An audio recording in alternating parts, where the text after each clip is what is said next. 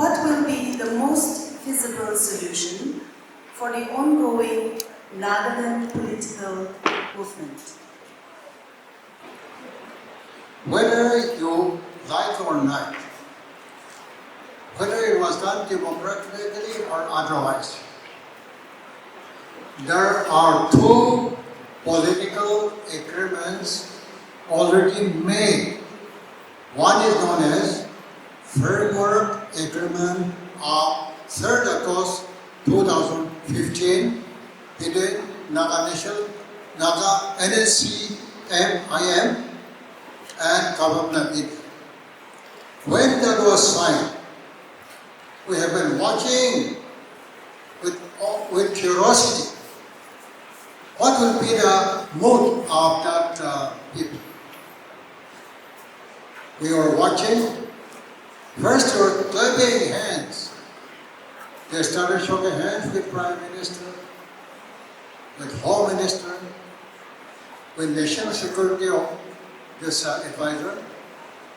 So, we're so happy that whatever it is, even though they have not shown us the agreement, we know that after talking 20 years of negotiation, we believe that every word, every sentence, every phrase, be it sovereignty, be it plebiscite, be it Summon Commission, be it Constitution, be it flag, we knew that they thoroughly discussed, deliberated on all these subjects.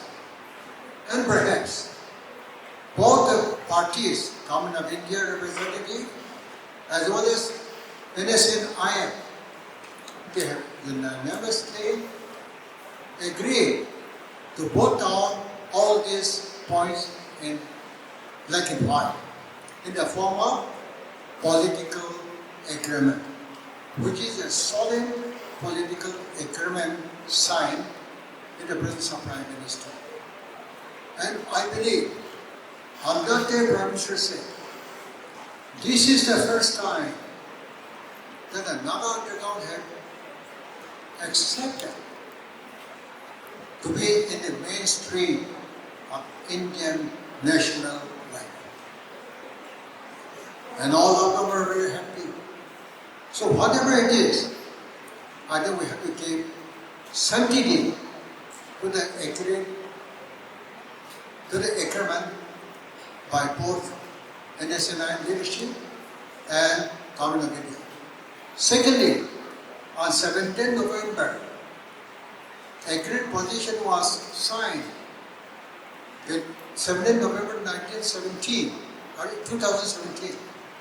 between Government of India and Naga political groups. That also on the same line, with enthusiasm, with jubilation.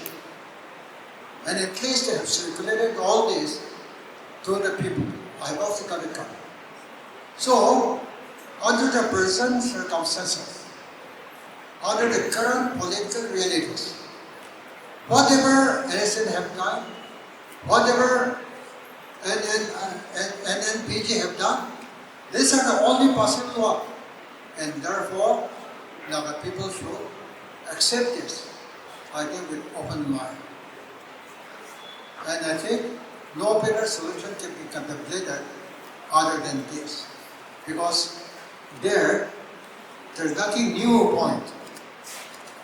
That's one. And in connection with this, I want to add one thing. Now, whether it is some political leadership or underground leadership, now they are talking about 16 point. 16 point is no more there. It has become part of the Constitution of India. Article 371A, that is the gist of 16 point agreement. Now today, they are called competencies.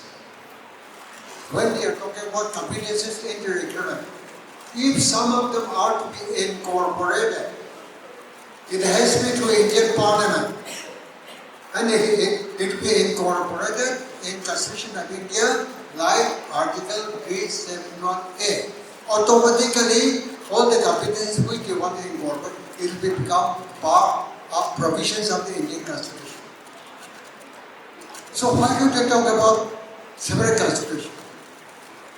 Why should they talk about flag? Since you're students of political science, many of you know, flag and constitution are the attributes of a sovereign, independent country. Whether you like it or not, if Nagas were sovereign, automatically our flag will be there, our constitution will be there. And therefore, keeping in view all this, whatever have been agreed upon by NSNIM and PG, I think we should endorse it. And that is the best forum is Nagaland Legislative Assembly, which is the legitimate elected body of Nagaland. I wish that they also pass a unanimous resolution endorsing whatever have been signed within these two underground groups. Yes.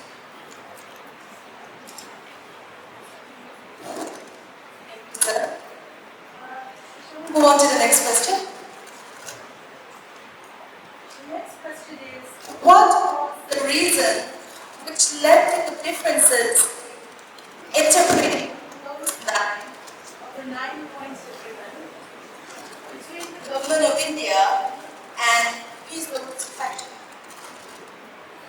All the points were agreed, and I have said in my speech. 9 point, the wording was like this. After the expiry of 10 years, because during the 10 years, that non-agreement shall be functioning according to that 9 points. So after the expiry of 9 points, after 10 years, then according to that official resolution, the Naga National Council will be asked whether the same arrangement would continue or a new arrangement could be made. That was the wording. But NSC said after expiry of 10 years, Naga people should have the right to choose their own form of government. That means, Kam Navigate said no. So that was the difference.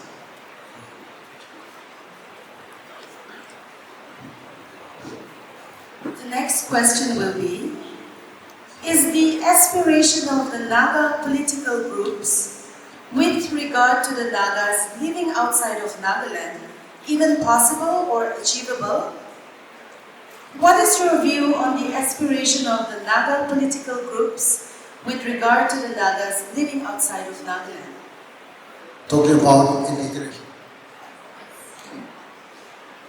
When 60-point memorandum was drafted, we thought that if we had a full-fledged state, why not we bring Nagas of other areas also, so that we can have a full-fledged state of Nagaland, including Nagas of Manipur, Nagas of Burma, others of Assam, and Nagas of Arunachal.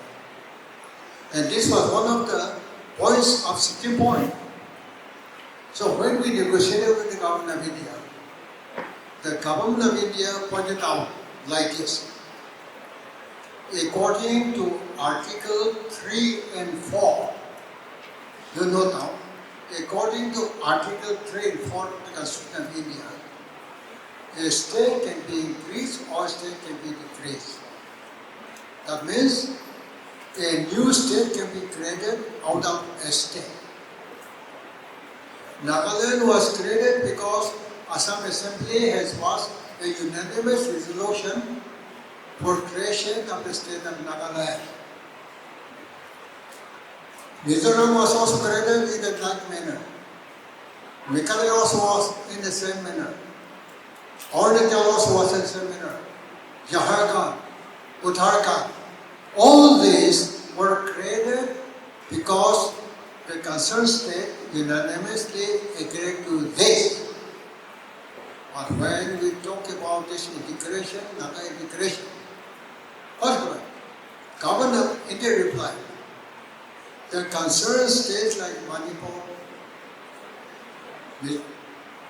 Assam, then Arunachal should also agree. So if there is unanimity, there is no problem. But in the Nagaland issue, Manipur said they are not going to part with even an inch of their territory to Nagaland. So Assam, so Arunachal. So you cannot have integration in the air. If they have to come, they have to bring their land. Then what's the problem of this Manipur Nagas? Now those people who are now in the out there, your students, but those leaders, they felt all their investment, life investment is in Fall Valley. Even integration they explains, yes, very nice to hear. Oh, Naga integration. But since it was part of Manipur from time immemorial, they have invested their future in Imphal Valley. And if integration takes place, will the Manipuri allow them to take their property, their land? No. Then they will become almost like the refugees. Because Naga people also will not give land. So integration means they have to bring their own land. So because of all this problem, this could not be decided by them. And Manipur said, no, not an inch of land. And this Assam also. So, Arunachal also. That's why integration is not possible unless the concerned state says yes. But so far, it is only no. That's why integration is not possible.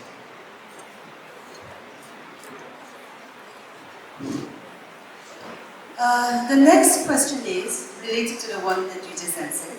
With the evident division in ideologies and factions among the Naga nationalists, what innovative strategies or approaches do you believe could be implemented to bring them together? Or how would you suggest bringing these gaps to foster unity? The simple power which we can get, I think, accept this. United we stand, divided we fall. Now, when we started this independent movement, there was only one organization known as Naga National Council. And Naga National Council is the voice of Naga people. But today, we have 24 underground factions. Now during this independent movement for the last 50 years, we have recruited too many cooks. So in order to prepare the Naga curry in one bowl, 24 cooks are there. Some will definitely put more salt, more chili, more akone, more pastina. Then will it be tasteful or not? No. That's why they have spoiled. Why we are blaming government of India? It is we who have spoiled. And I'll get one example. In 1968, the last round of talks between federal government of Nagaland and Miss Indira Gandhi, she said, besides sovereignty, you choose whatever you want. They started quarreling again. They were staying in Hyderabad House, Kolkata Sakai, Agaxo, Ingoparan, Piseto, Romeo, Dr. Dadan, Kalingamo, General Makan, all of them were there. Then when this was thrown out before them, you were confused. But ultimately, they have worked out certain modalities. And when you're about to discuss the 501, against some people said, well, if settlement is arrived in civil leadership, then other tribes will suffer. So we should try to create problem. So they secreted among themselves. And unfortunately, that time, Russian delegation came. So they had to vacate Hyderabad House to stay there. So under that pretext, you want to this column. So I told them, it's a shame. So it is our own making that we are suffering today. Tribalism, vested interest, jealousy, narrow-mindedness, it is because of this that Nagas are divided into factions, groups, so many societies. Why? So many homes. Why? It's because of our meanness, narrowness, short-sightedness. Therefore, if Naga would like to achieve as a people, then they should become one. And it requires not the help of this China, no Pakistan, or Delhi. It has to come out from our own people. It is your problem, not India's problem. It is Naga's problem. So younger generation, you cultivate Naga mind, not tribal mind. You cultivate the country's mind. You cultivate the world's mind. Unless you have that broader outlook, Nagaland will be like this, divided, quarreling amongst.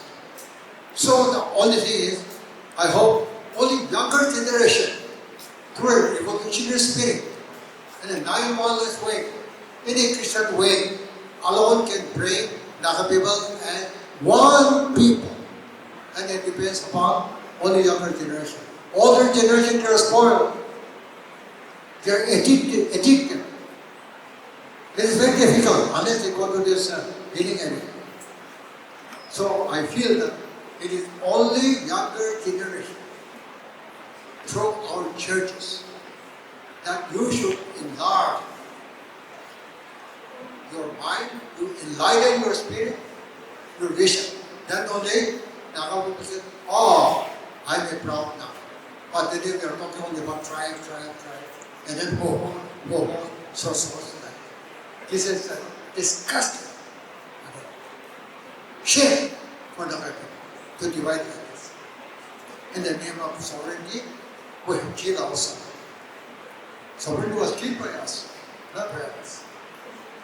So I feel that only younger generation like you, 11 people, don't think about your Ao, Angami, Sema, Lauta, Bob, no. You belong, you are a citizen of Nagaland, citizens of the world. You have that mind. That is the only medicine which I could foresee. Very beautifully said, sir. The last question.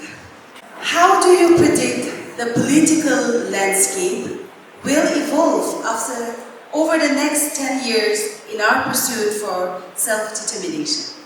According to my personal perception, now, recently, the Home Minister of India has made a very strong statement in the Parliament. In India, there is only one Prime Minister. In India, there is only one flag. And there is only one Constitution. And that is the stand of the government of India. And there are people also, they have been negotiating with the government of India for the last more than 20 years.